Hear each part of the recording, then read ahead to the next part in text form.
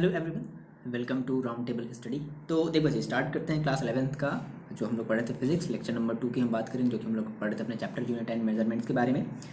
तो पिछले वाले वीडियो में बेसिक सी जो हमारी डिफरेंट हमारी जो डिस्टेंस की जो मेजरमेंट होती थी हमने उनके बारे में बात कर ली है। इस वीडियो में हम कुछ अलग ही टाइप की मेजरमेंट की बात करेंगे, ठीक है। मतलब यहाँ पर आप देखो, आप अब इस वीडियो में आप क्या सीखने वाले हो। आप घर बैठे जो है अपने और अर्थ जो हमारी जो सन है या अर्थ और मून के बीच की जो डिस्टेंस है ना, वो हम सारी की सारी चीज़ें फाइंड आउट करने वाले हैं। ओके, तो अब देखो इसमें बेसिकली मतलब कि अब अगर लार्ज डिस्टेंसेस को अगर मेजर करना है, ठीक है। सपोज करो, मान लो कि अगर हमें अर्थ में ही कहीं अपने सिग्नल को एक जगह से दूसरी जगह भेजना है, तो वहाँ पर हम बेसिकली यूज़ करते हैं ट्रांजिट टाइम मेथड का। ट्रांजिट टाइम मेथड को यानी कि हम इस वीडियो में ट्रांजिट टाइम मेथड को समझने वाले हैं। दूसरी हमारी जो मोस्ट इंपॉर्टेंट मेथड है, मान लो कि अगर आपको अपने अर्थ से सन की डिस्टेंस को अगर मेजर करनी है, तो उसके लिए फिर आप यूज़ करोगे इस पैरेलैक्स मेथड का यूज़ करोगे, ठीक है ना। तो यहाँ पर हम दो मेथड पढ़ने वाले हैं, ट्रांजिट टाइम मेथड पढ़ने वाले हैं और पैरेलैक्स मेथड पढ़ने वाले हैं। और इस पैरेलैक्स मेथड के बेसिस पर हम बात करेंगे डिस्टेंस ऑफ मून और एनी प्लैनेट। अच्छा, पैरेलैक्स मेथड की एक लिमिटेशन है। पैरेलैक्स मेथड की लिमिटेशन होती है 100 लाइट ईयर। 100 लाइट ईयर से ज़्यादा हम जो है डिस्टेंसेस को पैरेलैक्स मेथड के थ्रू हम मेजर नहीं कर सकते। क्लियर है इतनी बात। तो यहाँ पर इसकी लिमिटेशन है, बट 100 लाइट ईयर भी बहुत ज़्यादा है यार। 100 लाइट ईयर बहुत ज़्यादा, ठीक है। और उसके बेसिस पर फिर हम लोग मेजर करेंगे डायमीटर ऑफ मून। तो ओवरऑल आपको ये जो है मतलब समझ में आया कि इस वीडियो में हम लोग क्या सीखने वाले हैं। ट्रांजिट टाइम मेथड सीखने वाले हैं और पैरेलैक्स मेथड सीखने वाले हैं। पैरेलैक्स मेथड के लिए इंपॉर्टेंट है, ठीक है। थोड़ा सा आपको विजुअलाइजेशन की जरूरत पड़ेगी, बट ईजिली है, बहुत ईजी है, आ जाएगी बस में। क्लियर है, स्टार्ट करी जाए। चलो देखो बच्चे लोग, समझते हैं इस ट्रांजिट टाइम मेथड को क्या है। ये ट्रांजिट टाइम मेथड बहुत ही इजी सा कॉन्सेप्ट है। करना क्या होता है आपको, कुछ नहीं। देखो हम इसको बहुत ही इजी से तरीके में आपको समझाते हैं। ओके, यहाँ पर आप मेंशन कर लेना ट्रांजिट टाइम मेथड है। ओके, ठीक है, मेथड है ना, ये मेथड में क्या। देखो करना क्या, कुछ नहीं, करते हैं क्या इसमें। मान लो मैंने कहा कि आपकी बस एक कोई भी फेवरेट स्कूटी, बाइक, अगर आप एक लड़की हो, अगर आप लड़के हो तो बाइक, ठीक है। या फिर अगर आप एक बढ़िया मतलब बाइक नहीं, अगर आप बड़ी सी 4 व्हीलर अगर गाड़ी चलाना चाहते हो, कोई भी हो आपके पास एक गाड़ी है ना, वो आपकी है, आपकी मर्जी, ठीक है। आपने जो भी ड्रीम देखा है। तो मैंने कहा कि आपको अपनी गाड़ी से इस जगह से इतनी दूर तक जाना है। सिंपल मेरी बात समझो, इस जगह से इतनी दूर तक जाना है, तो क्या करोगे आप। ठीक है सर, कोई बात नहीं, चले जाएंगे, मज़ा आ जाएगा जाने में। क्यों, कितना मज़ा नहीं आएगा, है ना। किसको नहीं मज़ा आएगा, सभी को मज़ा आएगा। बट नहीं, हम कह रहे हैं कि आपको यहाँ से यहाँ तक की डिस्टेंस निकालनी है। क्या करनी है, यहाँ से यहाँ तक की, ए से बी तक की बीच की हमें क्या निकालनी है, डिस्टेंस निकालनी है। बात समझो। तो क्या करेंगे, इसका देखो हम लोग हर जगह यूज़ करते हैं, बहुत ज़्यादा इसका यूज़ होता है। अभी हम लोग आगे बताएंगे जब हम इसको जब डेराइव करेंगे तब। तो क्या करना है, आपको अपनी गाड़ी से ले जाना। और आपको देखो क्या भाई, गाड़ी आपकी है तो आपको अपनी स्पीड भी पता रहेगी कि हाँ भाई मेरी स्पीड देखो, हम जो है वो 50 किलोमीटर पर आवर की स्पीड से हम क्या कर रहे हैं, यहाँ से यहाँ तक मान लो हम जा रहे हैं। कितने की भाई आपकी गाड़ी है ना, तो आपको अपनी गाड़ी की स्पीड पता रहेगी ना कि हमारी गाड़ी की स्पीड कितनी है। अब आपको डिस्टेंस नहीं पता, ठीक है। तो मान लेते हैं कि सर यहाँ से यहाँ तक की डिस्टेंस क्या मान लिया जाए, एक्स, मतलब एक्स मानना जरूरी, डी मान सकते थे, ठीक है। तो एक्स मान लेते हैं। ओके, अरे एक्स है ये, ठीक है। तो 50 किलोमीटर पर आवर की स्पीड से जा रहे हैं और हमने यहाँ से यहाँ तक हमने एक्स किलोमीटर की हमने डिस्टेंस ट्रैवल कर ली। अच्छा, अगर आप मान लो आप ये भी बात ध्यान में रख सकते हो, जैसे मान लो आपने 10 बजे से चलना स्टार्ट किया, 10 AM से मान लो आपने चलना स्टार्ट किया और आपने कहा कि अच्छा हम जो है 11 AM, एग्जैक्ट 11 AM पर हम पहुँच गए। दैट मीन्स आपको टाइम कितना लगा, 1 आवर लगा। तो देखो आपके पास दो चीज़ें हैं, आपके पास है टाइम, ठीक है, दैट मीन्स 1 आवर, और आपके पास है आपकी स्पीड। तो ये बता दो मेरे को आप कि क्या आप यहाँ से जो है इसकी जो डिस्टेंस है, क्या वो आप नहीं निकाल सकते हो। डिस्टेंस इज इक्वल, हम जानते हैं ना, स्पीड इज इक्वल टू क्या होता है, स्पीड इज इक्वल टू होता है डिस्टेंस अपॉन टाइम। ये बात समझ रहे हो, डिस्टेंस अपॉन टाइम होता है। अब देखो, तो यहाँ तक तो ठीक था, लेकिन अब आपको तो भेजना नहीं। जैसे मान लो कि अगर हमें किसी सिग्नल को अगर भेजना होता है, सिग्नल कहने का मतलब क्या होता है कि हम किसी जैसे लाइट की रे को हम क्या करते हैं, ट्रांसफ़र करते हैं, है ना, एक जगह से दूसरी जगह पर। क्यों करते हैं हम आपको ये बताएंगे। तो अब देखो, अब भाई आप यहाँ पर गए थे, आपके पास अपना दिमाग था कि अच्छा ठीक है भाई, मेरा जो है स्पीड इतना है, हमें टाइम इतना लगा, तो आपने तुरंत कैलकुलेट कर लिया कि हाँ ठीक यहाँ से यहाँ तक की डिस्टेंस जो है इतनी होगी। लेकिन अब ये जो सिग्नल जा रहा है बच्चे यहाँ से यहाँ तक, सिग्नल में जैसे हम कोई भी सिग्नल, जैसे लाइट, जैसे हमने लाइट छोड़ दिया एक, हमने एक ना, लाइट की स्पीड आपको पता है। हम जो भी सिग्नल भेजते हैं, सेंड करते हैं, हमें उसकी स्पीड पता होती है। अच्छा, तो अब क्या कि अब ये यहाँ पे जो अननोन जो चीज़ ऑब्जेक्ट है, अब ये कैलकुलेट करके नहीं बताएगा कि हाँ भैया देखो तुम्हारी जो लाइट है वो इतनी स्पीड से आई है, मेरे से टकराई है, ले जाओ अपनी इस लाइट को वापस ले जाओ। ऐसे तो वो नहीं बोलेगा ना। तो क्या करेगा, इसको वापस आना पड़ेगा। तो इसके लिए हम लोग एक रिसीवर का भी यूज़ करते हैं कि फर्दर हमारी जहाँ से जो सिग्नल गई है वो वापस फिर हमारे उस रिसीवर में रिसीव भी हो पाए। हम लोग रिसीवर का यूज़ करते हैं ना, जैसे हमारे जो एंटीना होते हैं ना वगैरह वगैरह, जो कॉल जो आप करते हो ना, हाँ हेलो कौन बोल रहा है, वो सारी चीज़ें, तो रिसीवर के थ्रू हम लोग क्या करते हैं, उसको रिसीव्ड करते हैं। तो ऐसा क्या होगा कि हम लोग यहाँ पर अपना एक रिसीवर भी लगाए रहेंगे, तो हम ये तुरंत चेक कर लेंगे। हमें देखो, हमें अपने सिग्नल की स्पीड पता है, वैसे लाइट की स्पीड सबसे ज़्यादा होती है, बट ऐसा अभी तक हम कोई सिग्नल नहीं बना पाए हैं जिसकी स्पीड लाइट की स्पीड के इक्वल हो, ठीक है ना, जो हमारे जो भी सिग्नल वगैरह होते हैं, ठीक है। तो हमने कहा कि ठीक है भाई, हमें यहाँ से यहाँ तक कि हमें क्या चाहिए, हमें यहाँ से यहाँ तक कि हमें जो है डिस्टेंस चाहिए। अब ये जो सिग्नल गया है वो तो मेजर तो कर नहीं पाएगा, तो क्या करेगा, इसको वापस आना पड़ेगा। अब बात समझो, मान लेते हैं कि अगर इसकी डिस्टेंस अगर x है, जाने में जो डिस्टेंस है वो अगर x है, तो वापस भी आ रहा है, तो वापस आते टाइम में आप उसकी डिस्टेंस कितनी हो जाएगी, 2x हो जाएगी। अब आ गई बात समझ में। तो जहाँ पर अभी आप डिस्टेंस में, जहाँ पर अभी आप x रख रहे थे, बस सिंपली उसके जगह आपको क्या रख देना है। अब जब हम ट्रांजिट टाइम मेथड का यूज करते हैं तो हम अब क्या रख देते हैं, इस x की जगह हम रख देते हैं 2x/t, सिंपल है ना। अब इसके बेसिस पे आप यहाँ से इस x की डिस्टेंस आसानी से निकाल सकते हो। ये बात आपको समझ में आई मेरी, यही है हमारा ट्रांजिट टाइम। आप कहोगे सर इसका यूज़ कहाँ करते हैं, बहुत जगह यूज़ है, समझ रहे हो। हमारी जो डिफेंस मैकेनिज्म है ना, हमारे इंडिया की या फिर किसी भी कंट्री की जो भी डिफेंस मैकेनिज्म होती है, अभी हम इसको आपको बताएंगे, ठीक है। कि जब रॉकेट मान लो जब किसी कंट्री पर जब छोड़े जाते हैं, तो क्या करते हैं, उस कंट्री का जो भी सेंसर जो होते हैं ना, जो सेंसिंग जो डिवाइसेस होते हैं, वो सेंस करते हैं कि कहाँ किधर से किस तरफ से रॉकेट आ रहा है, ठीक है। तो तुरंत सिग्नल छोड़े जाते हैं, फिर उसको उसकी स्पीड है ना, एक देखो वो सारी चीज़ें मेजर कर लेता है, उसकी स्पीड मेजर कर लेता है, वो कितने डिस्टेंस पर है, वो सारी चीज़ें मेजर कर लेता है। देन उसके बाद फिर हम यहाँ से एक रॉकेट भेजते हैं, और ठीक है कि हाँ इस रॉकेट की स्पीड देखो इतनी होनी चाहिए, तब जाकर के इतने दूरी पर जाकर के इसको क्या कर देगा, डिस्ट्रॉय कर देगा। तो ये सारी चीज़ें हम लोग इस ट्रांजिट टाइम मेथड की तो अंडर में सीखते हैं। ये हमारा सिंपल सा फिनोमिना होता है जिसको हम लोग बोलते हैं ट्रांजिट टाइम मेथड। तो क्लियर है, ट्रांजिट टाइम मेथड का मतलब देखो, मतलब क्या हुआ कि किसी भी अननोन ऑब्जेक्ट की अगर हमें डिस्टेंस निकालनी होगी, तो हम एक सिग्नल भेजेंगे, वापस हमारी सिग्नल आएगी, टोटल हमारा डिस्टेंस हो जाएगा 2x, और हमें अपने उस सिग्नल की स्पीड पता है, हमें टाइम पता लग गया कि भाई कितना टाइम लगा है जाने और आने में, टोटल कितना टाइम लगा है, और इस बेसिस पे हम क्या कर लेते हैं, निकाल लेते हैं। और टाइम एकदम बहुत कम लगना चाहिए, ऐसा नहीं कि जो है भेजने में लगा दिए 1 घंटे, आने में लगा दिए 1 घंटे, पता चला मार करके चला गया, ऐसा नहीं होना चाहिए। तुरंत सिग्नल जाना चाहिए और तुरंत सिग्नल वापस आना चाहिए ना, सिग्नल की स्पीड बहुत ज़्यादा होनी चाहिए। तो ये हमारा है transit time method. I hope कि आपको ये चीज़ें क्लियर हुई होंगी। क्लियर है। अब हम इसको एकदम डिटेल में देखो क्या कर लेते हैं, आसानी से इसको समझ करके आपको हम डिराइव करा देते हैं। क्लियर है, चलो इसको मिटा करके आप आसानी से, अभी हम तो हम केवल समझ रहे थे। आई होप कि आपको समझ में, कई सारे बच्चों को समझ में आ गया होगा, चलो आप कमेंट करके बताना यस सर मेरे को समझ में आ गया, फिर यस सर मेरे को समझ में नहीं आया, ठीक है सर मेरे को समझ में नहीं आया, फिर से बता दो, या फिर देखना। देखो होता क्या है कि जब भी आप कोई चीज़ अगर नहीं समझ पा रहे हो तो उसको थोड़ा सा एक बार रिपीट करके देखो, समझ रहे हो, ये चीज़ थोड़ा सा अप्लाई किया करो। होता है ऐसा, चीज़ें एक बार में समझ में नहीं आ जाती हैं। क्या ये ट्रांजिट टाइम मेथड एक ही बार में डिस्कवर हो गया होगा, नहीं बिल्कुल नहीं सर, ठीक है। तो ये चीज़ें थोड़ी सी किया करो। चलो देखो बात करते हैं, हम इसको थोड़ा सा डिराइव कर लेते हैं। ओके ओके, देखो अब क्या करते हैं, अब हम इसी चीज़ को क्या कर लेते हैं, बाकायदा एकदम अच्छे तरीके से इस चीज़ को हम लोग लिख लेते हैं, ठीक है। तो ये आपको समझ में आया। तो हमने कहा सर ये हमारा जो ट्रांजिट टाइम मेथड है, बेसिकली हम लोग बेसिकली इसमें क्या करते हैं सर, तो हमने ये कहा कि इस ट्रांजिट टाइम मेथड में हम क्या करते हैं कि इन दिस मेथड, आप ये कह लो कि in this method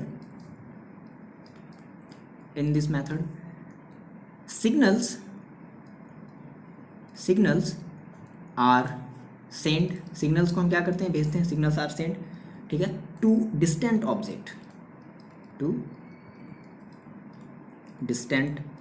object and then same signal, है ना, देन सेम सिग्नल, उसी सिग्नल को ऑब्टेन करना, यानी कि पड़ोसी वाला सिग्नल ले लो, एंड देन बताते हैं, समझाते हैं, रुको, and then same signal are received back, अपना ही लेना है, पड़ोसी वाले का नहीं ले लेना, ठीक है। क्या गड़बड़ क्या हो जाएगा बता रहे हैं, सेम सिग्नल रिसीव्ड बैक, ठीक है, आफ्टर रिफ्लेक्शन, क्या होगा वहाँ पे, रिफ्रैक्शन तो नहीं होगा ना, रिफ्लेक्शन ही होगा, क्या पता सर वो हमारी ऑब्जेक्ट ट्रांसपेरेंट हो, तब वो सिग्नल की क्वालिटी होती है ना, वो सिग्नल पर डिपेंड करती है, बातें आपके मन में आनी चाहिए। अब बात समझो, अब इसी चीज़ को हम लोग इसका देखो डेरिवेशन करने वाले, क्या सर वो एग्जैक्ट मेथड डिस्टेंस देखो कैसे निकाला जाए। कुछ बच्चे जो होंगे जिनको समझ में आ गया होगा, हाँ सर ये निकाल लिया मैंने। अब बात समझते हैं, मान लो मैंने कहा कि सर मेरे पास, हम जो है अपने देश में यहाँ पर बैठे हुए थे, और हमने देखा कि हमारे देश पर जो है कोई, मान लो जो है कोई दूसरा जो है एरोप्लेन या कोई दूसरा जो है रॉकेट मिसाइल हमारे कंट्री की तरफ आ रहा है। तो क्या किया जाए, मान लो यहाँ से हमारा वो कंट्री तो हमारे आ रहा है, तो हमें अब इसको डिस्ट्रॉय करना है ना, आगे बात समझ में। तो सबसे पहले क्या करेंगे ना, हम बहुत सारे क्या करेंगे, सिग्नल भेजेंगे इसकी तरफ, ठीक है। अब जो सिग्नल, अब बात समझो, उस वाले सिग्नल की जो स्पीड होनी चाहिए बहुत ज़्यादा होनी चाहिए। ऐसा नहीं कि वो आपकी गाड़ी की तरह स्पीड हो 50 किलोमीटर पर आवर हो, 100 किलोमीटर पर आवर, नहीं, बहुत ज़्यादा, ठीक है, नियर अबाउट लाइट की स्पीड के बराबर होनी चाहिए। मतलब उतना तो नहीं होता है बट फिर भी बहुत ज़्यादा होता है, मैक्सिमम होता है। तो अब जैसे ही देखो ये सिग्नल क्या करेगा, इससे टकराएगा और टकरा करके फिर से क्या होना पड़ेगा, तुरंत वापस आना पड़ेगा। तब यहाँ पर एकदम ये फ्रैक्शन ऑफ टाइम में ये होती है, ये सब सारी चीज़ें फ्रैक्शन ऑफ टाइम के अंडर में होती हैं, है ना, बहुत अंदर में, फ्रैक्शन ऑफ टाइम के अंदर में होती हैं। ये सब हम लोग यूज़ करते हैं सुपर कंप्यूटर के, इन सब चीज़ों को डिटेक्ट करने के लिए हम लोग सुपर कंप्यूटर का यूज़ करते हैं, जो साइंटिस्ट होते हैं, जो डिफेंस वाले जो लोग होते हैं ना, इन सब सारी चीज़ों का, ठीक है। अब क्या हुआ कि ये टकरा करके वापस आई तो तुरंत उसको टाइम का पता चल गया कि अच्छा ये जो है हमारी जो ऑब्जेक्ट है वो इतने डिस्टेंस पर है और इतने स्पीड से आ रही है। ये भी बता देगा, सिग्नल क्या बता देगा कि कितने स्पीड से आ रही है और इतने डिस्टेंस पर है। तब आप अपना क्या करोगे, आप अपना यहाँ से एक मिसाइल लॉन्च करोगे उसको डिस्ट्रॉय करने के लिए, है ना, कि अब हम इस मिसाइल को लॉन्च करेंगे, इस मिसाइल को भेजेंगे, इस मिसाइल को भाई जिसकी स्पीड सबसे ज़्यादा होगी, आप उस मिसाइल को कि कौन सी ज़्यादा स्पीड जो मिसाइल है वो सबसे ज़्यादा इसको डिस्ट्रॉय कर सकती, बहुत जल्दी डिस्ट्रॉय कर सकती, ताकि हमारी ये टेरिटरीज में ना घुस पाए। यही तो होता है ना, आगे ये बात समझ में। तो यही काम हम यहाँ पर करने वाले हैं, ट्रांजिट टाइम मेथड के अंडर में हम ये चीज़ें पढ़ने वाले हैं कि यहाँ से यहाँ के बीच की हम जो है डिस्टेंस मेजर करने वाले हैं, ठीक है। ये हम मान लेते हैं कि इसकी जो डिस्टेंस है, मान लेते हैं वो क्या मान लिया जाए, एक्स मान लिया जाए, कुछ भी मान लो, जैसे मान लो हमने एक्स मान लिया, ठीक है, हमने एक्स मान लिया, यहाँ की डिस्टेंस, यहाँ से यहाँ तक की डिस्टेंस टोटल कितनी एक्स है, ठीक है। तो मान लेते हैं कि लेट हमारा जो let a signal transmitted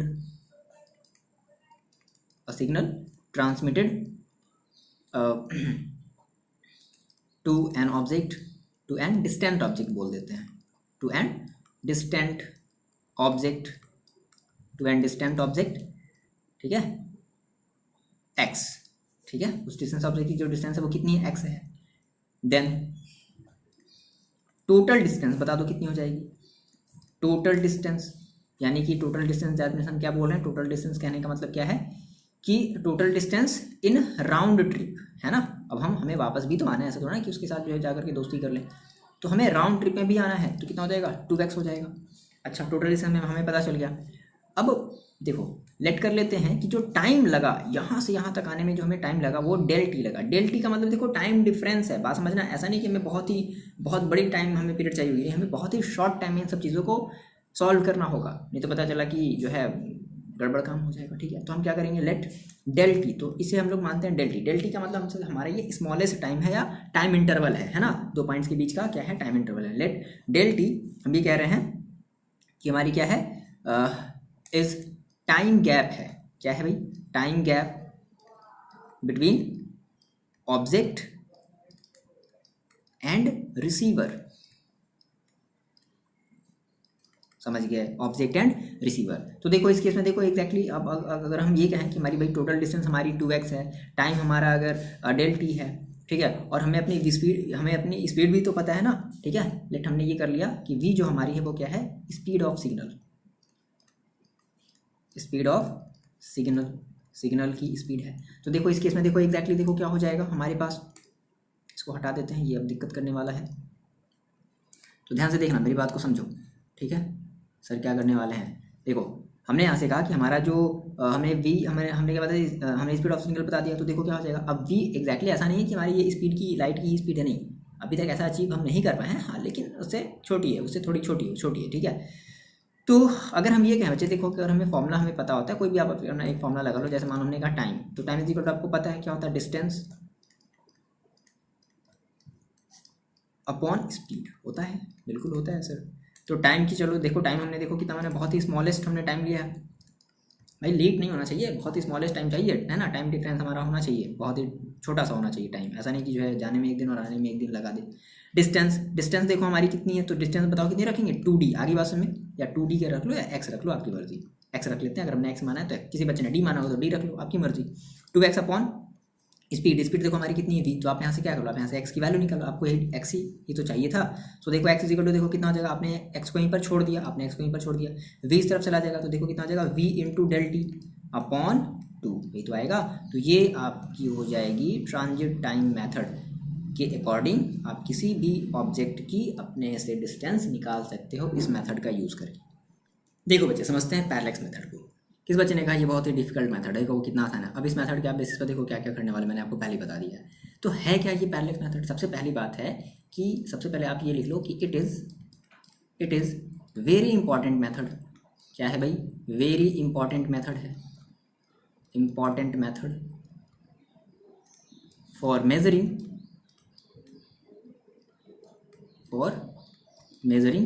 large distances, है ना। प्लैनेट से प्लैनेट के बीच की हम डिस्टेंस बात कर रहे हैं, ठीक है। लार्ज डिस्टेंसेस, ठीक है। लार्ज डिस्टेंस को मेजर करने का क्या है, बहुत ही इंपॉर्टेंट मेथड है। अब होता क्या है ये समझ लेते हैं। तो सबसे पहले हम यहाँ पे हमारा ये जो वर्ड है ना, ये वो जो वर्ड आ रहा है पैरेलैक्स, बच्चे तो पहले इसी में कंफ्यूज हो जाएंगे सर कि पैरेलैक्स क्या भला है। पैरेलैक्स क्या है? एक फिनोमिना है। पैरेलैक्स क्या है बच्चे? एक फिनोमिना है। कैसा फिनोमिना है समझो। सबसे पहले क्या करो, आपके पास ये जो पेन है, इस पेन को आप अपने ऐसे वाल के सामने जो है, दीवार के सामने ऐसे तरीके से रख लो, ठीक है। वॉल के सामने अपने ऐसा रख लिया।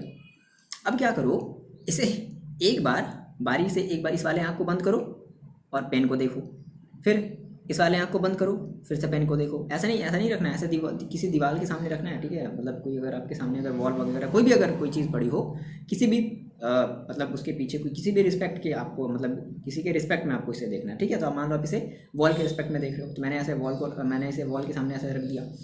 अब क्या किया मैंने, एक आँख को देखो, ऐसे देखो, बात तो समझो, वॉल के सामने ऐसे रख दिया, ऐसे सामने इस तरीके से वॉल के सामने, ठीक है। अब एक आँख को बंद करो, एक आँख को खोलो, फिर एक आँख को बंद करो, फिर एक आँख को खोलो, इस तरीके से करना है बारी बारी से। समझ रहे हो कैसे करना है? हाँ, सारी बात समझ ना, आँख नहीं मारना है, ये ऐसे एक आँख को ऐसे खोलना और बंद करना है बारी बारी से, जल्दी जल्दी। देखो क्या लग रहा है बताओ, कमेंट करके बताओ। पेन की पोजीशन क्या होती जा रही है? चेंज होती जा रही है। पेन की पोजीशन क्या हो जा रही है? चेंज हो जा रही है। तो ये अब अच्छा ये बताओ कि क्या सच में पेन की पोजीशन चेंज हो रही है? क्या सच में पेन की पोजीशन चेंज हो रही है? नहीं। ये जो चेंज है ना, हम इसे एग्जैक्टली चेंज नहीं कहेंगे, हम इसे बोलेंगे अपरेंट चेंज। अपरेंट चेंज का मतलब क्या है कि आपको ऐसा फील हो रहा है कि इस पेन की जो पोजीशन है वो चेंज हो जा रही है, बट एग्जैक्टली ऐसा नहीं है, रियलिटी ऐसा नहीं है, रियल में ऐसा नहीं हो रहा है, ये अपरेंटली आपको फील हो पा रहा है। तो ये जो पेन के पोजीशन का चेंज होने का हमें जो फिनोमेना जो दिख रहा है ना, इसी फिनोमेना को हम लोग बोलते हैं पैरेलैक्स। तो पैरेलैक्स का मतलब समझ में आया। अब इस मेथड से अगर हम डिस्टेंसेस को अगर मेजर कर पा रहे हैं तो हम लोग उसे बोलेंगे पैरेलैक्स मेथड। तो पैरेलैक्स मेथड का आपको ये मतलब समझ में आया कि पैरेलैक्स मेथड का मतलब क्या होता है, पैरेलैक्स मेथड के अंडर में हम लोग कैसे क्या करते हैं। तो बेसिकली हम यहाँ पर हम एक फिनोमेना का यूज़ करते हैं जिसमें हम ये समझते हैं कि हम अगर डिफरेंट आई से, है ना, अगर हम देख रहे हैं तो हमारी इस पेन की जो पोजीशन है वो अपरेंटली चेंज हो जा रही है। ऐसा क्यों होता है? बेसिकली देखो, होता क्या है कि अगर हम किसी भी ऑब्जेक्ट को अगर देख रहे होते हैं ना, तो डिपेंड करता है कि हम उसको कौन सी एंगल से देख रहे हैं। तो हमारी ये जो आई है हमारी बॉडी में, हम किसी भी अगर ऑब्जेक्ट को देखते हैं तो हम दोनों आई से देखते हैं। देखो कि अगर आप अगर अपने एक आई को अगर बंद कर लोगे तो आपको जो है कुछ वाइड एरिया जो है नहीं नज़र आएगा, मतलब पहले जितना चौड़ा नज़र आता था, ठीक है, आप जो है लगभग 180 देख पाते थे। फिर जब बंद कर लो तो आपको पता चलेगा कि आप 150 ही देख पा रहे हो, है ना। तो हर एक चीज़ को देखने का हमारा जो आँख है ना वो अपने अलग मतलब ये अलग अलग पोजीशन पे, ऑब्वियस सी बात है। हमारी आंखें तो ऐसे तो है नहीं, एक इनकी जगह ऐसे ही बीच में ऐसे लगा दिया, अलग अलग जगह पर है। तो हम अलग अलग जब आंखों से देखेंगे तो इनकी जो एंगल होगी, किसी भी ऑब्जेक्ट की जो एंगल होगी ना बच्चे, वो बदल जाएगी। आगे बात समझ में? यहाँ पर काम क्या हो रहा है, अब यहाँ पर हमने 2 आई लिया है ना, अब इसी तरीके से हम 2 आई ना लेकर के हम कोई अर्थ पर, मान लो हमने कहा कि हम ये अर्थ हैं और अर्थ पर हम एक जगह यहाँ से जा करके देखेंगे, एक जगह यहाँ से जा करके देखेंगे, तो ये जस्ट हमारी 2 आइज की तरह एक्ट करेंगी। क्लियर है? ये हमारी क्या करेंगी, ये जो 2 पोजीशन है वो क्या करेंगी, एक आई की तरह एक्ट करेंगी। तो ये यहाँ पर मतलब समझ में आ रही बात ना। देखो होता क्या है कि किसी भी चीज़ को देखने का ना अपना एक अलग अलग एंगल होता है। कहते हैं ना कि अपना नज़रिया बदलो किसी भी चीज़ को देखने का। नज़रिया मतलब कहने का मतलब होता है कि एंगल बदलो, ठीक है। जैसे ये देखो, आप देखे भी होंगे कि मान लो जैसे आप जिस एज में हो अभी, तो उस एज में कुछ ऐसे बच्चे होते हैं जिनको कुछ लोग बड़े अच्छे, मतलब बड़े प्यारे प्यारे लगते हैं, बड़े अच्छे लगते हैं, ठीक है, और कुछ लोग जो अच्छे नहीं लगते हैं। तो होता क्या है, एंगल, कि आप किस एंगल से उस पर्सन को या उस ऑब्जेक्ट को देख रहे हो, ठीक है ना। समझ रहे हो? ये चीज़ थोड़ा रिलेट करो, अपने फ्रेंड सर्कल से थोड़ा सा रिलेट करके देखो तो आपको ये ज़्यादा अच्छे समझ में आएगा ना। तो हर एक चीज़ को देखने का अपना एक अलग एंगल होता है। अब ऐसी बात है, मान लो अगर हम नीचे से अगर किसी ऊपर अगर छत को देख रहे हैं, किसी घर को देख रहे हैं, तो हमें उसका व्यू कुछ और दिखाई देगा। आप अगर ऊपर से अगर किसी घर को देख रहे हो, उसी घर को देख रहे हो, तो उसका व्यू कुछ और दिखाई देगा। ये फिनोमेना थोड़ा सा आ जाता है, ठीक है। तो इसलिए यानी कि हमारी ये जो आई है ना वो अलग अलग पोजीशन पर है, इस वजह से हमें चीज़ें क्या दिख रही हैं, थोड़ी सी डिफरेंट। हमें ऐसा लग रहा है कि हमारी जो ऑब्जेक्ट है वो डिफरेंट पोजीशन पर आ गई। तो पैरेलैक्स मेथड का समझ में आएगा। बेसिकली पैरेलैक्स का हमारा एक फिनोमिना है और इस फिनोमिना के मेथड इस फिनोमिना से हम जो भी चीज़ें मेजर कर पाते हैं डिस्टेंसेस को, हम उसको बोलते हैं पैरेलैक्स मेथड। क्या है अब इसके बारे में हम लोग डिटेल में डिस्कशन देखो करते हैं। ओके चलो देखो क्या है ये चीज़ भाई।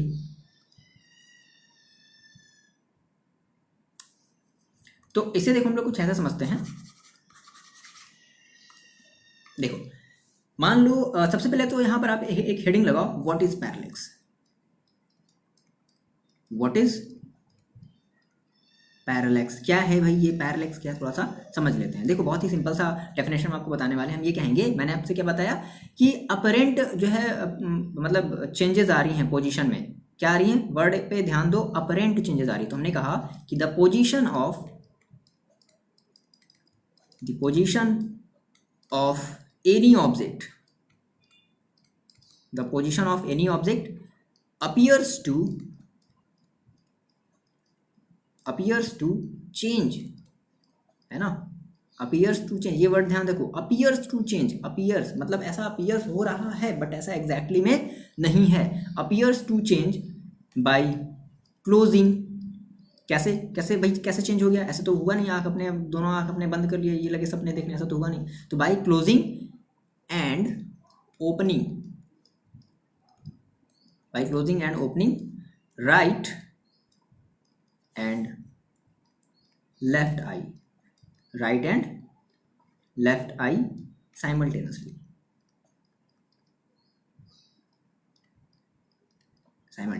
ठीक है। This is called parallax. तो ये हमें या आपको जो है पैरेलैक्स की जो है मतलब एग्जैक्ट मतलब आपको समझ में आएगा। अब यहाँ से आप परेशान नहीं होगी कि सर क्या है पैरेलैक्स, क्या ये किसी दूसरी दुनिया से आया हुआ वर्ड है, नहीं, ये हमारी ही दुनिया का है, हमारी ही दुनिया का बनाया हुआ है। Simultaneously this is called parallax. Clear हुई ये बात, पैरेलैक्स का मतलब समझ में आया। अब क्या है कि इसकी थोड़ी सी थ्योरी अगर आप चाहो तो हम उसको जो है अलग से हम उसमें दे देंगे, ठीक है ना। बट अगर देख लो इसको, समझ ही लो। देखो बच्चे लोग, उसी चीज़ को मैंने यहाँ पर मेंशन कर दिया है कि भाई क्या है ये, हमने क्या किया, कैसे हमने पता किया। तो हमने ये सारी चीज़ें हमने जो आपको एक्सप्लेन करी ना, उसी चीज़ को मैंने यहाँ पर लिख दिया। थोड़ा सा टाइम लगता है इसलिए मैंने इसको जो है उतना वाला पोर्शन वीडियो का कट कर दिया ताकि आपको दिक्कत ना हो, है ना, मतलब समय थोड़ा सा कम लगे। सिंपल है, स्क्रीनशॉट लेकर के आपको पढ़ लोगे ना, बहुत ईजी तरीके से आपको समझ में आ जाएगा। स्क्रीनशॉट ले लो, पढ़ लो, आप कहोगे बस यही तो आपने सर बताया था, जो आपने बताया वही लिख दिया इसमें, सर कौन सी बड़ी बात है। बिल्कुल। अब यहाँ पर समझते हैं इसका सबसे कभी ना कभी की रीज़न पूछ लेता है कि ठीक है कि ऐसा क्यों होता है ना, what is the reason of parallax, ऐसा क्यों हो गया भाई। तो यहाँ पर एक छोटी सी और हेडिंग लगा लो, क्या आपको हेडिंग लगानी, छोटी सी आप एक और हेडिंग लगा लो। ये अपनी तरह स्क्रीनशॉट ले लिया होगा, आई होप आपने ले लिया होगा, ठीक है। तो यहाँ पर आपको छोटी सी एक और हेडिंग लगानी है, व्हाई दिस हैपन, ठीक, व्हाई दिस हैपन। देखो तो मैंने आपको पहले ही बता दिया है, होता क्या है कि हमारी जो आई है वो हमारे बॉडी के दो अलग अलग पार्ट में है, ठीक है। तो अब हम जब किसी एक आई से देखेंगे तो पर्टिकुलर जब हम एक आई से देखेंगे तो उस ऑब्जेक्ट की पोजीशन हमारे लेफ्ट वाले आई के अकॉर्डिंग कुछ और होगी, फिर हमारे राइट वाले आई के अकॉर्डिंग कुछ और होगी। अब हम जब दोनों को बारी बारी से बंद कर रहे हैं तो हमें ऐसा लग रहा है कि हम जब लेफ्ट वाले से देख रहे हैं तो इधर और राइट वाले से देख रहे हैं तो इधर, मतलब ऐसा लग रहा है कि जो ऑब्जेक्ट है वो पार्शली स्लाइड हो जा रही है, इधर से इधर की तरफ चली जा रही है। तो बेसिकली ऐसा क्यों हो रहा है, हमारे आई के एंगल की वजह से, ठीक है। डिफरेंट एंगल हमारी आई फॉर्म्ड करती है, बेसिक इसका रीज़न यही हो जाएगा कि डिफरेंट एंगल हमारी आई क्या करती है, फॉर्म करती है, इसकी वजह से ऐसा हो रहा है। क्लियर है ये बात, लिख दिया जाए। चलो देखो तो कैसे आपको लिखना, आप ये लिखोगे, क्या लिखोगे, सिंपल सी आप ये बात लिख दोगे कि बोथ ऑफ आवर आइज, या कुछ बच्चे देखो लिख भी सकते हैं, ठीक है, वो आइज होगा, both of our eyes are located at different position, है ना, या हम कह सकते हैं डिफरेंट पोजीशन, डिफरेंट पोजीशन पर क्या है, लोकेटेड है। And hence both of the, यानी कि हमारी ये जो दोनों आई है, हेंस बोथ ऑफ देम, कह सकते हैं both of them need to look at different angle, obviously बात है, मैंने ही तो बताया, at different angle to see the same object. ये बात याद रखनी, हमें सेम ही ऑब्जेक्ट को देखना है, ऐसा नहीं कि जो है बगल वाले को देखने लगे, नहीं सेम ऑब्जेक्ट को देखना है भाई, ठीक है, same object. And due to this भाई, एक आंख अलग एंगल, ये कह रहा है नहीं तुम इस एंगल से देखो, राइट वाला एंगल आई कह रहा है अरे तुम इस एंगल से देखो, लेफ्ट वाला आई कह रहा है अरे नहीं तुम इस एंगल से देखो, ठीक है। तो ड्यू टू दिस क्या हो जाएगा, उनमें झगड़ा हो जाएगा, क्या कहेगा नहीं हम इधर से देखें, ठीक है। ड्यू टू दिस क्या हो जाएगा, ड्यू टू दिस क्या होगा, we observe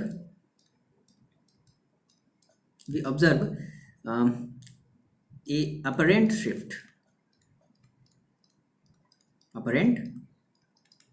shift in position of object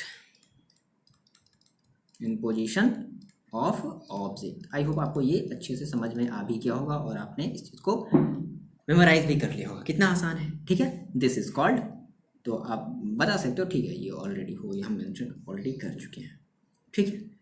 अच्छा, अब यहाँ से कुछ बेसिक से 2 टर्म हैं, आपको उन 2 टर्म को समझना होता है, ठीक है ना। 2 टर्म हैं, एक हमें समझना होता है बेसिस, एक हमें, अब देखो यहाँ से बेसिकली 2 टर्म आने वाले हैं, आज समझाते हैं। यहाँ पर हमें बेसिकली अब इस पैरेलैक्स अगर मेथड को समझना है, डिस्टेंस को अगर हमें मेजर करना होगा किसी भी ऑब्जेक्ट की डिस्टेंस को, तो यहाँ से हमें 2 टर्म को समझना होगा। तो पहला हमारा जो टर्म है वो है बेसिस, ठीक है। पहला टर्म हमारा क्या है बच्ची, बेसिस है। बेसिस क्या होता है, तो पहले हम बात कर लेते हैं बेसिस के बारे में, ठीक है। तो बेसिस देखो क्या है, बेसिस कहने का मतलब, जैसे आपने कहा कि सर आप यहाँ पर थे, ठीक, जैसे बनाना नहीं, और ये आपकी प्यारी प्यारी 2 आंखें थी, ठीक है ना, और आप थोड़ा से जो है किसी को ऑब्जर्व कर रहे थे, तो हमने कहा कि आपके इन दोनों आई के बीच की जो डिस्टेंस होगी, समझ गए, इसे हम लोग क्या कहेंगे, बेसिस कहेंगे, है ना। इन दोनों आई के बीच की जो डिस्टेंस होगी इन्हें हम लोग क्या कहेंगे, बेसिस कहेंगे। तो बेसिस का मतलब क्या हो गया, हम ये बता सकते हैं सर क्या, कि distance between 2 point of observation. भाई आप यहीं से तो ऑब्जर्व कर रहे हो, एक आंख कह रहा है देखो, एक आंख कह रहा नहीं देखो। 2 point of observation is called basis. क्या हो गया, उसी को हमने क्या बोल दिया सर, बेसिस बोल दिया, ठीक है। एग्जाम्पल के तौर पे आप ले सकते हो कि हमारी जो सेपरेशन है ना, क्या है भाई, सेपरेशन बिटवीन, ये हमारा बिटवीन होता है अवर, ये कंफ्यूज मत हो जाना सर ये क्या लिख रहे हैं, बिटवीन अवर आईज, ठीक है, इज बेसिस। तो जो हमारे आई के बीच की जो सेपरेशन है उसे ही हम लोग क्या बोलेंगे बच्चे, उसे हम लोग बोलेंगे बेसिस। तो बेसिस का मतलब आपको समझ में आ गया। एक और हमारा यहाँ से दूसरा टर्म है जिसको हम लोग बोलते हैं पैरेलैटिक एंगल या पैरेलैक्स एंगल, है ना, मोस्ट इंपॉर्टेंट टर्म है। क्या है, दूसरा है हमारे पास पैरेलैक्स एंगल।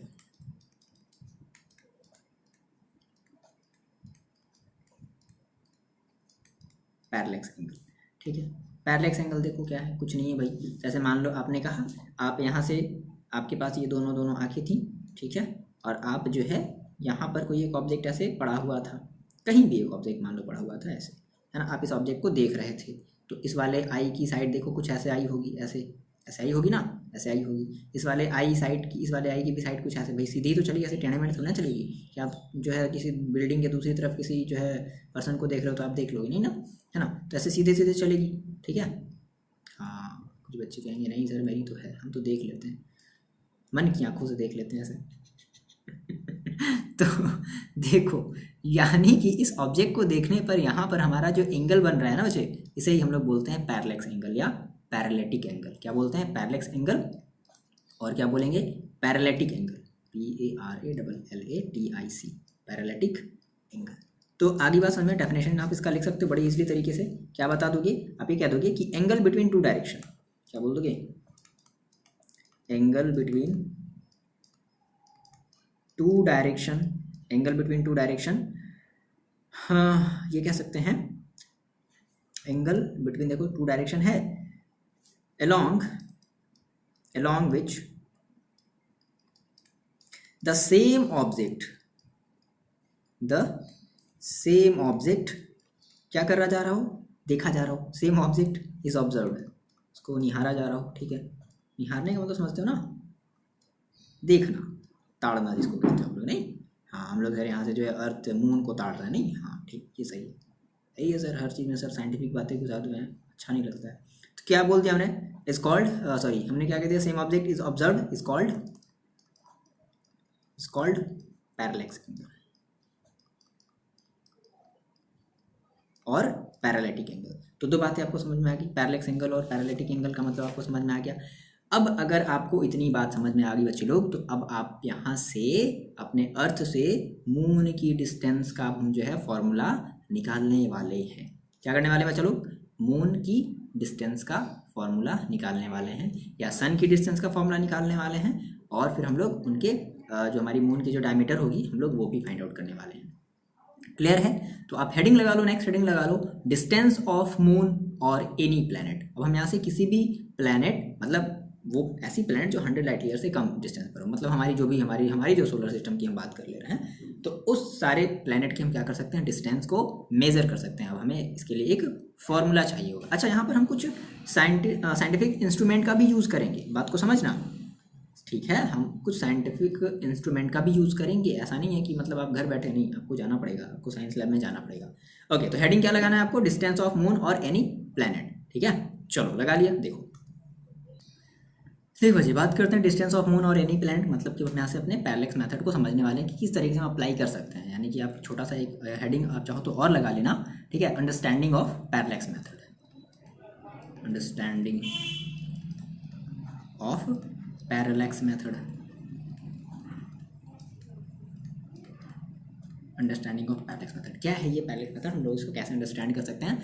तो हम लोग एक एग्जांपल लेते हैं डिस्टेंस ऑफ मून और एनी प्लैनेट का। देखो बहुत ही ईजी है, बहुत ही ईजी है भाई, बहुत ही ईजी है। क्या करना है, मान लिया कि सर हमारे पास यहाँ पर कोई एक प्लैनेट है, या हमारे पास यहाँ पर कोई एक मून है ना, जो कि हमारे अर्थ से बहुत ही छोटी नज़र आती है, बट एग्जैक्टली ऐसा तो होता नहीं है।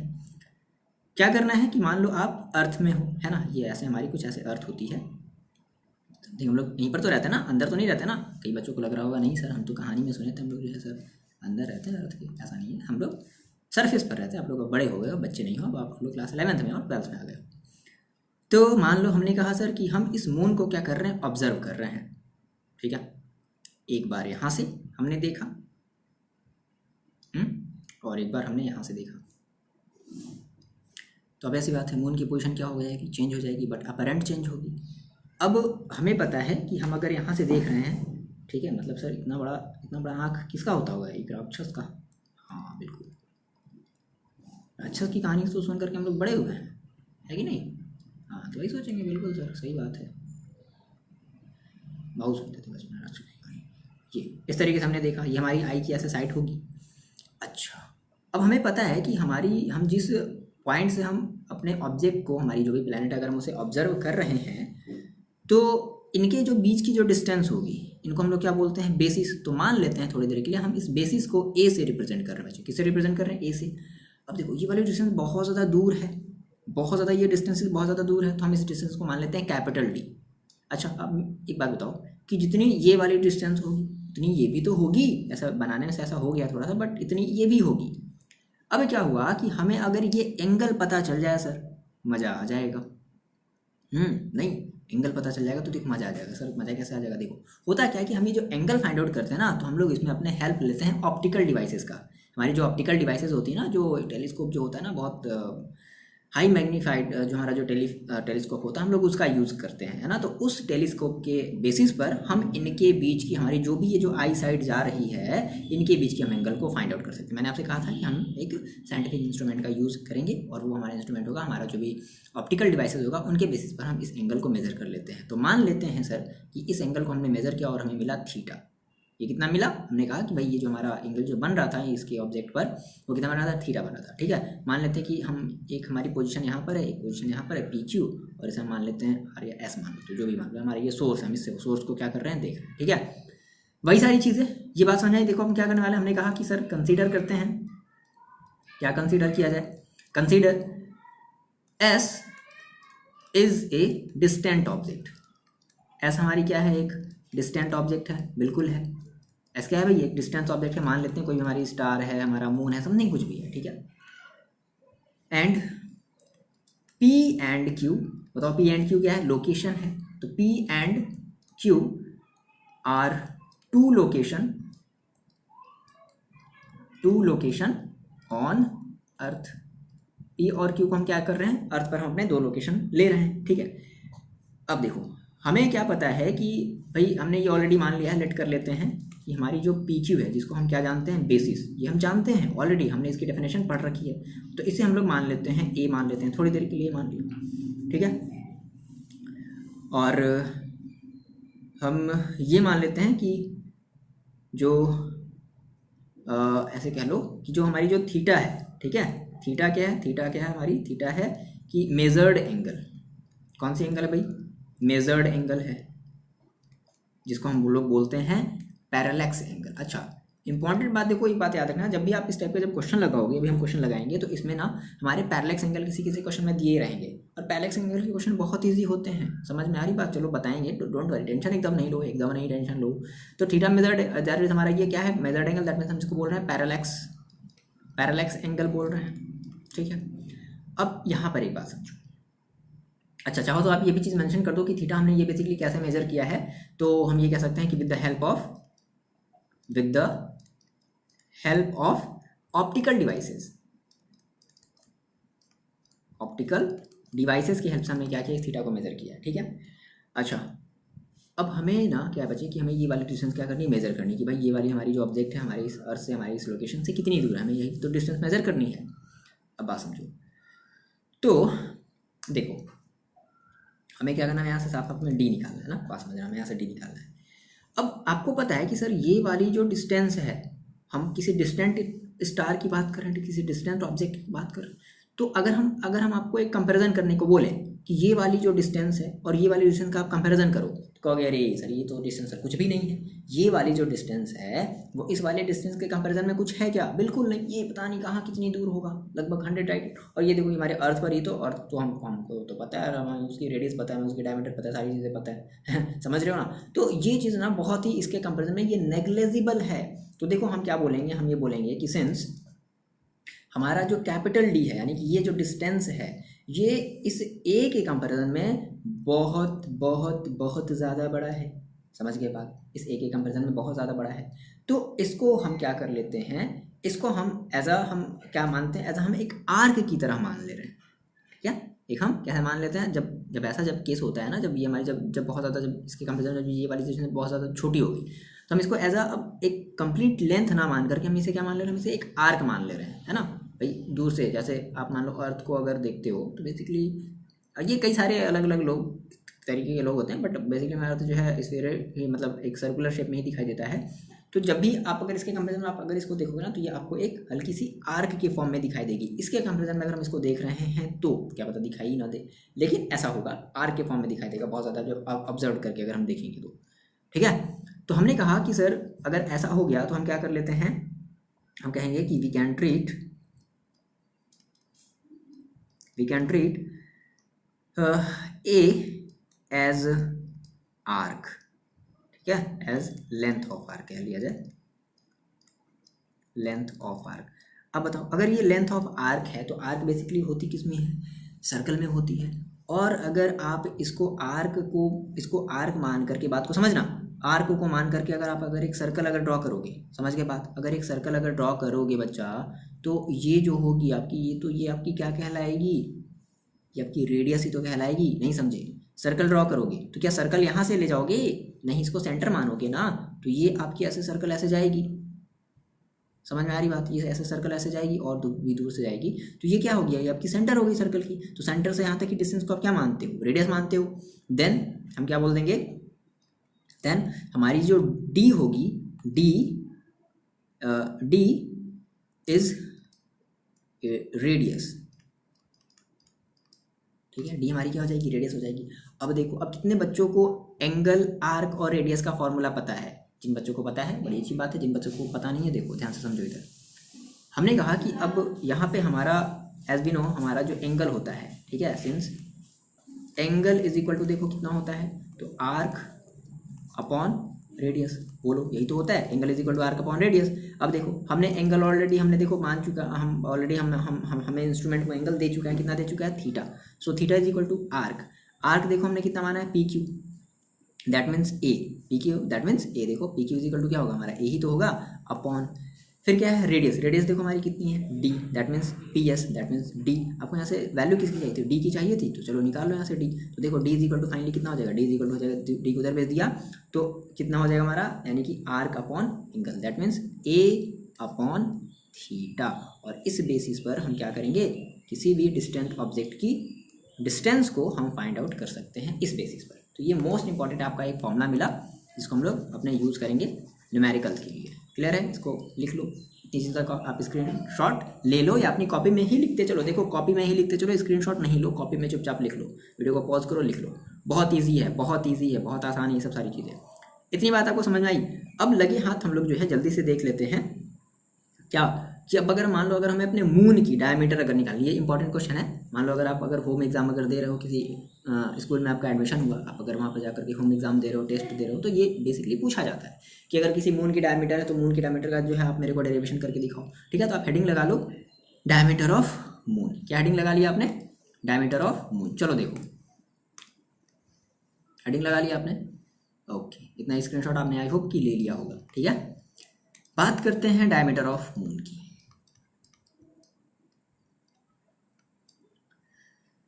ओके, डायमीटर ऑफ मून, ठीक, कुछ नहीं है, बहुत इजी है, बहुत 2-4 लाइन में आपका ये काम खत्म, फिनिश। देखो करना क्या है, कुछ नहीं करना है। मान लो अब हम थोड़ा सा अपने मून को थोड़ा सा बड़ा बना लेते हैं। कहोगे सर कभी बड़ा बना ले रहे हैं, कभी छोटा बना ले रहे हैं। हाँ भाई, यही फिजिक्स है। इतना बड़ा हमारा एक मून है, ठीक। अच्छा, अब क्या करो, आप यहाँ पर अर्थ में हो, अब क्या करना है आपको, मून के एक बार इस साइड को देखना है, एक बार आपने इस साइड को देखा मून की, और एक बार आपने जस्ट इसके अपोजिट वाले साइड, डायमेट्रिकली अपोजिट साइड को देखा। क्या बोलते हैं हम, एक वर्ड यूज करेंगे, डायमेट्रिकली अपोजिट साइड को देखेंगे। ऐसा नहीं कि एक बार यहाँ देखा तो एक बार यहाँ देखेंगे, यहाँ क्या एक बार यहाँ देखेंगे, एक बार यहाँ देखेंगे, नहीं। एक बार अगर यहाँ देखा है आपने तो एक बार आप यहाँ देखोगे। किसको देखना है, मून को। अरे ऐसा नहीं देखना, वो थोड़ा टेलीस्कोप वगैरह लगा करके, पता चला सर जो है 12 बजे रात को पढ़ाई कर रहे हो, चलेगा छत पर देखने मून को कि हाँ चले देखें क्या बताना चाहते थे सर। ऐसा नहीं देखना है, टेलीस्कोप लगा करके देखना है। ठीक है, ऐसे देखोगे तो कुछ नहीं दिखेगा, बस भाई आपको काला सा पहाड़ नजर आएगा कि ये क्या है। हाँ ठीक है, तो ऐसे आपने देखा। अब क्या करना है कि जहाँ से भी हम ऐसे मतलब जिस ऑब्जेक्ट से हम जिस पोजीशन से हम देख रहे हैं, इस दोनों पोजीशन को, इस डायमेट्रिकली अपोजिट पोजीशन को क्या कर लो, इस वाले पोजीशन से मैच कर लो। ठीक है, तो ये हमने ऐसे मैच कर लिया, ठीक, ये मैच हो गया।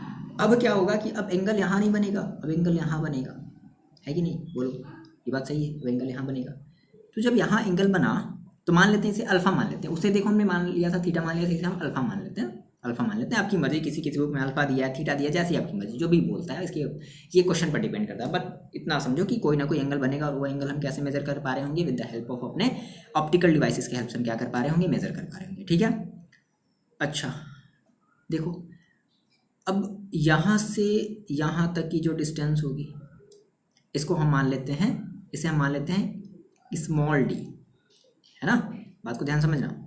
इसे हम मान लेते हैं डी। देखो दो बातें हैं भाई, ये छोटी होगी ना इसके कंपैरिजन में। इसे हम मान लेते हैं डी और इसे मान लेते हैं स्मॉल डी, और हमें यही वाली स्मॉल डी चाहिए। हमें क्या चाहिए, स्मॉल डी चाहिए। हमें कैपिटल डी ऑलरेडी एक बार बोलो निकाल चुके हैं, हमें चाहिए स्मॉल डी।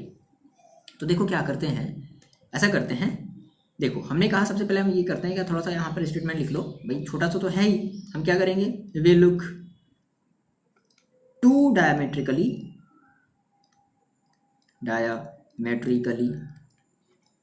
Opposite points. ठीक है, कैसे पॉइंट भाई, अपोजिट पॉइंट,